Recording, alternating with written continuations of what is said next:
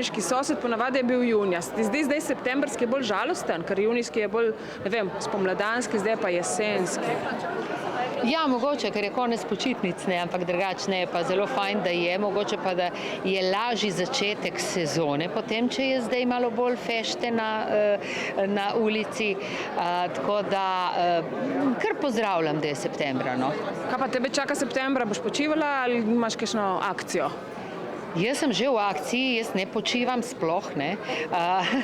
Zdaj že nekaj mesecev, ker se podajam v neke nove vode in sicer v organizacijo kulturnega programa v Ajdovščini, v dvorani Prve slovenske vlade, moji Ajdovščini, in tako da imam s temi pripravami, ker bom imela veliko otvoritev 22. septembra, tam seveda s kulturnim programom in imam ogromno dela, ogromno stvari za urediti, ampak sem zelo vesela in se veselim, pač, kaj ne rečem, ene moje nove vloge.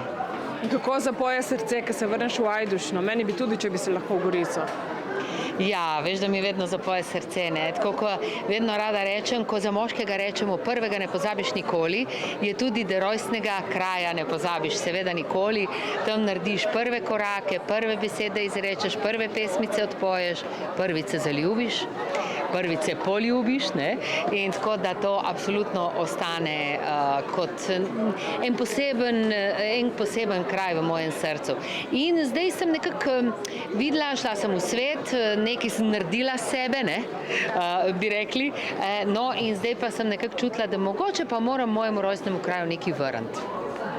Jaz sem se kar spomnila, v Ajdušno je tudi kraj glasbenikov, tam se nekaj dogaja, če se ne motim.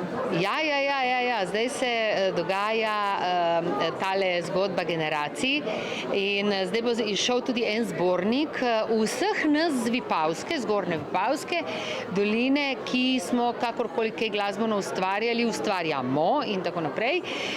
In zdaj bo tudi en koncert, in srečanje, fajn, ampak se dogaja, z naših koncev prihajajo sami fajn ljudje, no, čisto objektivno in nepristransko. Se strinjam, hvala. Prosim.